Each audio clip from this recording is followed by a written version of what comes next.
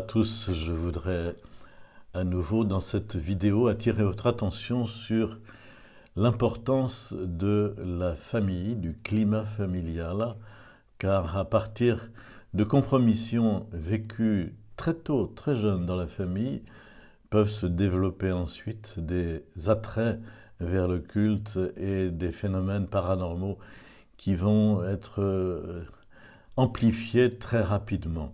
Je vous cite ici un témoignage d'une personne qui l'a écrit et publié, qui s'appelle Gabriella, et qui affirme que dès qu'elle était enfant, en fait, dès sa plus tendre enfance, sa santé était fragile et donc elle avait des problèmes de reflux gastrique, de stress, d'angoisse, de croissance.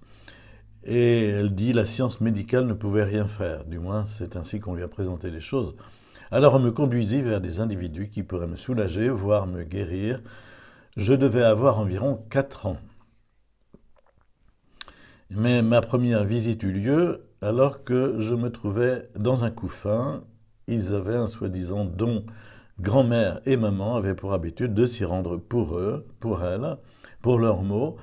Des membres de ma famille, aussi lointaines qu'elles soient, pratiquaient ce genre de science ou consultaient des guérisseurs. On parcourait des kilomètres pour voir des personnages ayant soi-disant ce bienfait du ciel afin d'obtenir, si possible, satisfaction ou guérison. Nous cherchions le secours auprès de guérisseurs, de barreurs, de magnétiseurs, de rebouteux.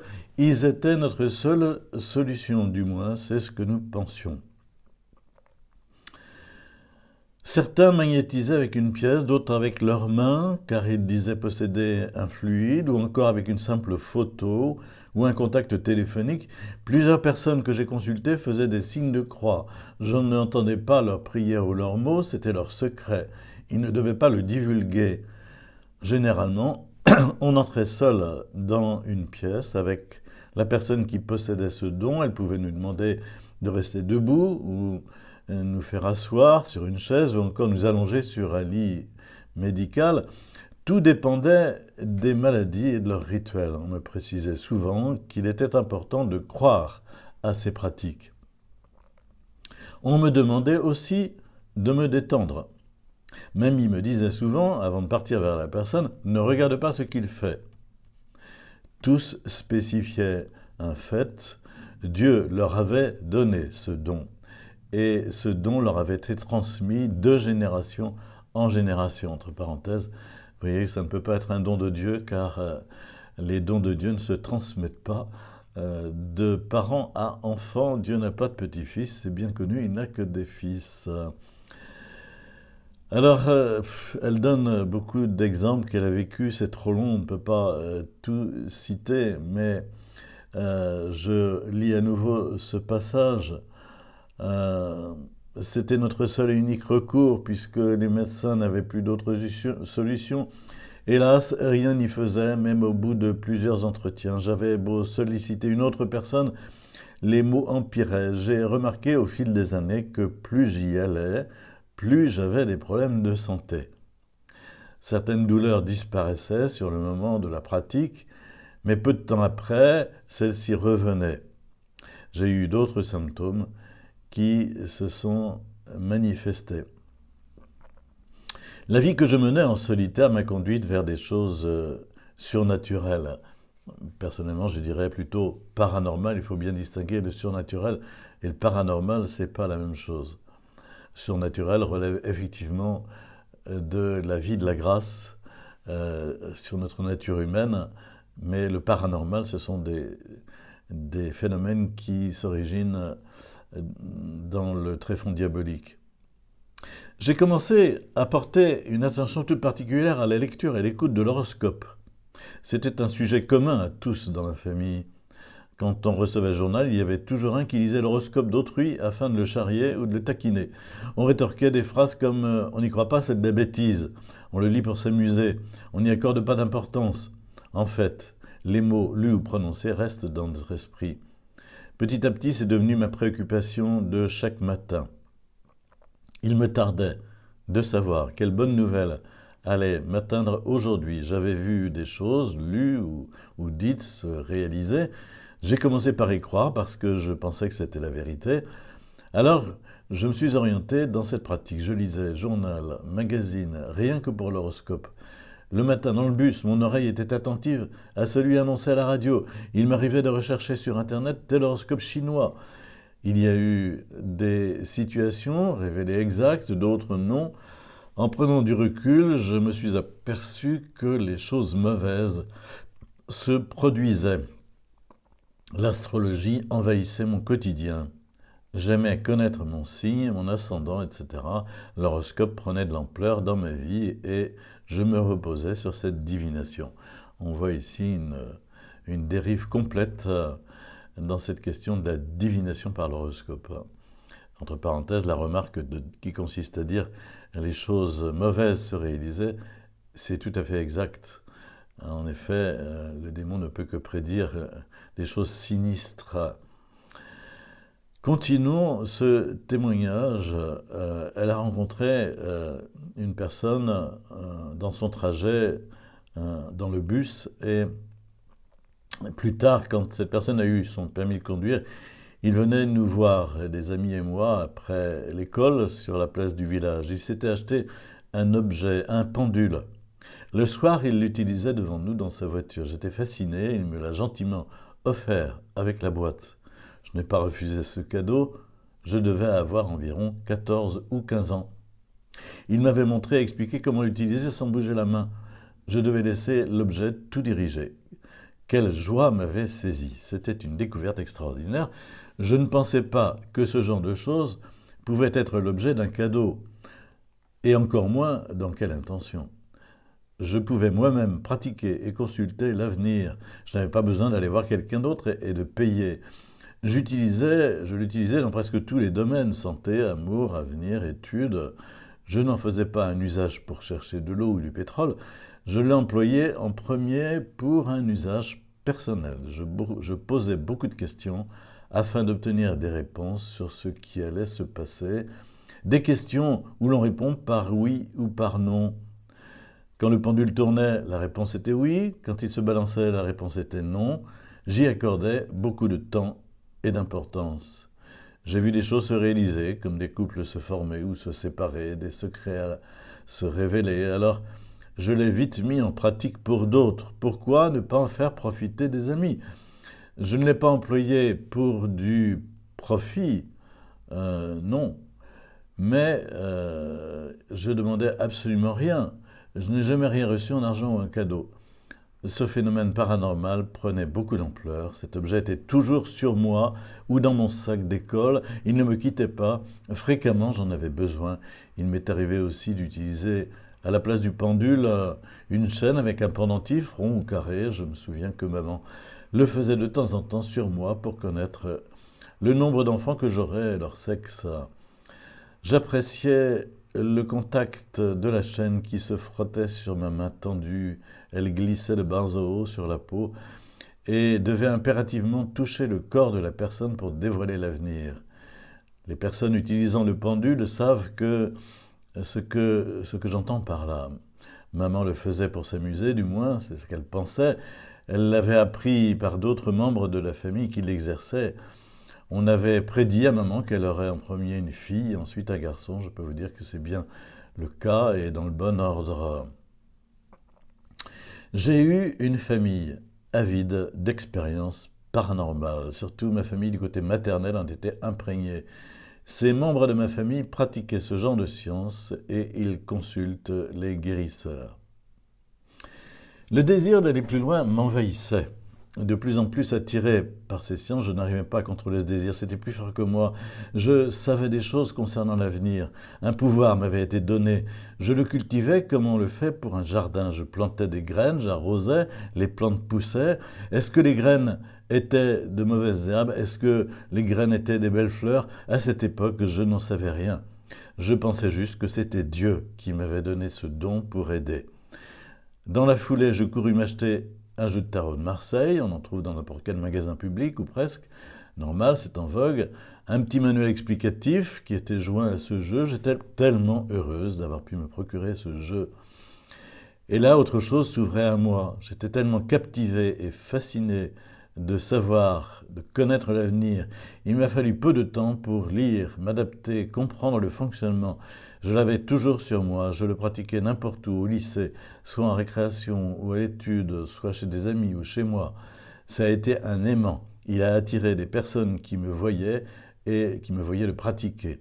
Je cherchais toujours la destinée et dans des choses bien précises. Et elle continue, je passe des passages, j'existais à travers des phénomènes extraordinaires. J'étais concentré sur les cartes tirées, les mots sortaient instantanément de ma bouche. Parfois, j'avais l'impression d'entendre une voix me dicter les mots, je les répétais.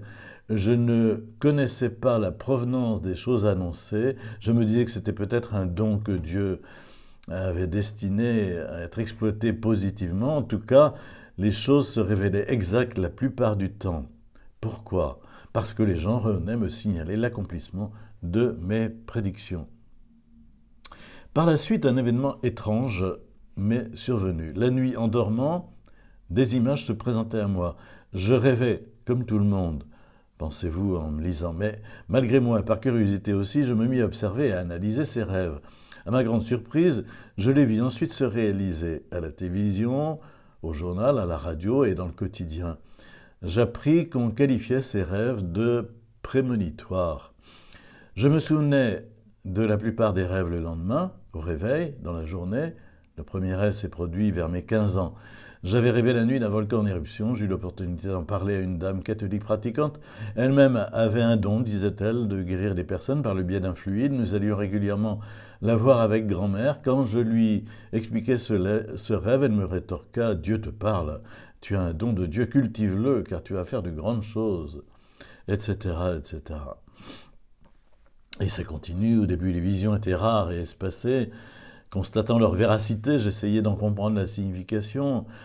Maman avait acheté à France Loisirs un livre, L'interprétation des rêves. J'ai commencé à regarder, à feuilleter, etc., etc. J'ai remarqué ceci, plus j'accordais de l'importance aux rêves et plus les scènes semblables à des courts-métrages abondaient. Je sentais que ce n'était pas mon imagination. Ce mystère me séduisait, me fascinait et m'apeurait à la fois. Je visualisais des événements futurs. Pour certains, il est merveilleux de connaître son avenir ou l'avenir des autres. Pour d'autres, ce sont des mensonges. En tout cas, je ne maîtrisais pas tout ce phénomène, ni quand la vision arriverait, ni ce qui allait défiler à mon esprit. Les visions devenaient de plus en plus des scènes tragiques, comme des cauchemars. Elle raconte une vision, je ne cite pas, ce serait trop long. Elle dit « Les rêves devenaient de plus en plus fréquents, ils m'empêchaient de dormir la nuit, ils absorbaient mon sommeil, des cernes se dessinaient sur mon visage. Pourtant, je ne ressentais pas de fatigue. Le soir, dans mon lit, je n'arrivais pas beaucoup à dormir, mais pas seulement à cause des rêves prémonitoires. Je sentais une présence dans la chambre à coucher. Déjà toute petite, j'avais peur du noir, ce qui troublait mon sommeil. Mes parents laissaient une porte entrouverte pour obtenir un brin de lumière. Ils allumaient parfois la lumière du couloir qui donnait sur la chambre dans le but de me rassurer. Petite, il m'arrivait que mon frère vienne de temps en temps dormir avec moi. Il ne devait sans doute pas apprécier de dormir tout seul comme moi dans sa chambre, etc., etc. Et voilà. Donc on sent bien que il y a petit à petit l'apparition de communication dans son esprit, puis sous la forme de rêves, puis de phénomènes paranormaux qui sont perturbants.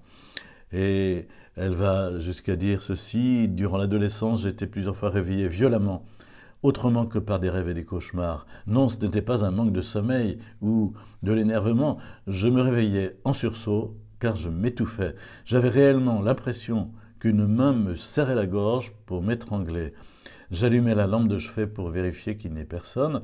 Je me mettais assise dans mon lit pour retrouver ma respiration, me frottant la gorge.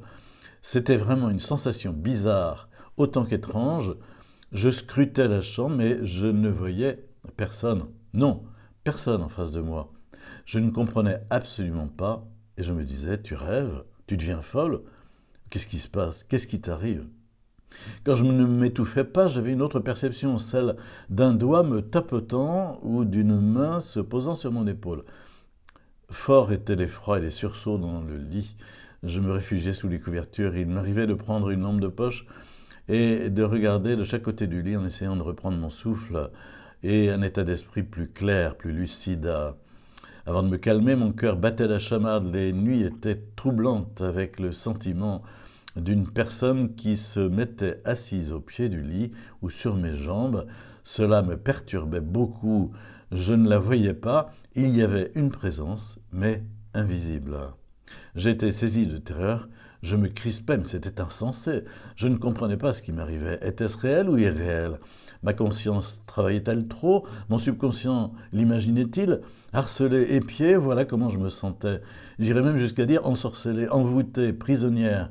Je n'étais plus apte à faire la différence entre l'utopie et le concret. Je m'adonnais tellement aux dons reçus. J'y aspirais et y consacrais la plupart de mon temps. À un moment donné, je n'eus plus besoin d'objets pour deviner ou prédire. Tout semblait venir naturellement. Par ailleurs, j'eus soudain besoin, envie d'écrire des poèmes, poussés par je ne sais quoi. Ils avaient tous un point commun, ils reflétaient beaucoup de haine, de méchanceté, de rancune, d'amertume. En toile de fond, toujours le noir. Un noir sans espoir. Était-ce mon état d'esprit? Le mal l'emporterait-il dans ses écrits, etc., etc. Et elle dit, à cette période de l'adolescence, une profonde colère m'habitait. J'éprouvais de la haine contre toute injustice, toute violence. Je portais cette haine contre Dieu, lui en voulant pour toutes sortes de choses, les échecs scolaires, la mort de ma grand-mère paternelle et de mon arrière-grand-père, etc. Je passe parce que c'est trop long, n'est-ce pas? Et elle dit ceci, de 1999 à 2002, j'avais entre 16 et 18 ans. Ayant souvent des contacts ou des approches avec des personnes attirées par les mêmes choses, j'avais créé autour de moi un champ magnétique qu'elles aimaient et où exerçaient l'art magique. C'était comme si tout était conduit ou prévu. C'était une occasion pour discuter avec de nombreuses personnes intéressées. Les relations se tissaient rapidement autour de ce sujet central, la divination et le paranormal. Je vais voir tel guérisseur, je suis barreuse, etc., etc. J'avais entendu parler beaucoup de magie, mais je ne m'y étais pas intéressé. Alors, une personne me prêta des livres traitant du sujet. Cette femme les utilisait quand elle avait besoin, se protéger, guérir. Cet art me charma et je commençais à les feuilleter. Les livres prêtés sur la magie noire, la magie blanche ressemblaient à des bouquins de cuisine, regorgeant de recettes en tout genre, ingrédients, quantités, effets, formules. Tout était bien décrit. Grâce à ces recettes, on pouvait choisir de faire du bien ou du mal, attirer ou repousser, guérir ou rendre malade, bénir ou maudire.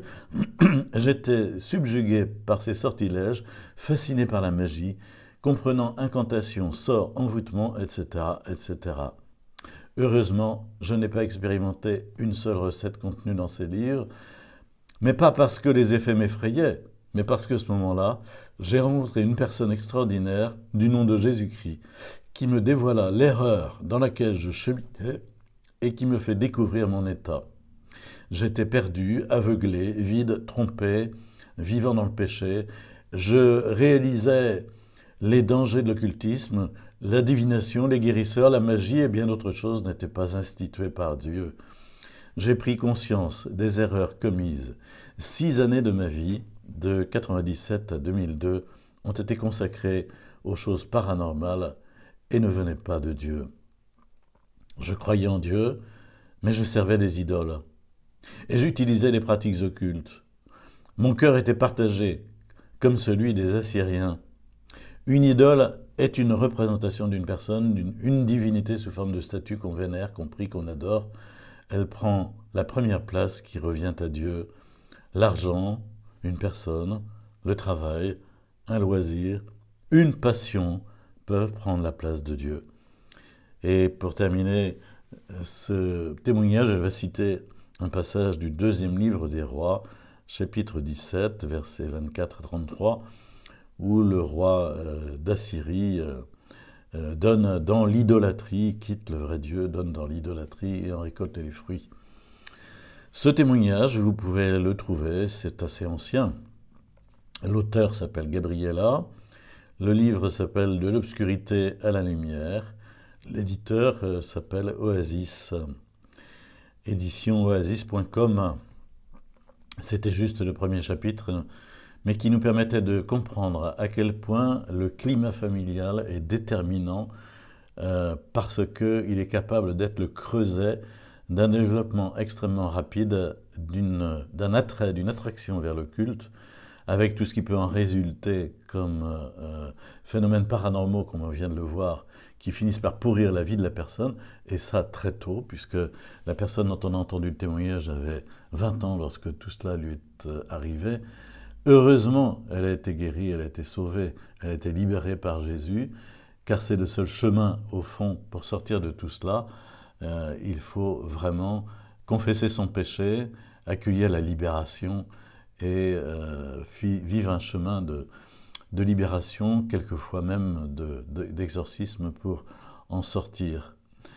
Vous trouverez sur le site occultismedanger.fr beaucoup d'autres témoignages, car si je vous ai lu celui-là, c'est parce que je viens de refaire la page témoignages sur le site, il y en a une quarantaine, et j'ai trouvé que celui-ci méritait d'être propagé sous la forme de vidéo, mais il y en a beaucoup d'autres qui sont fort intéressants et qui permettent de comprendre la gravité des phénomènes occultes.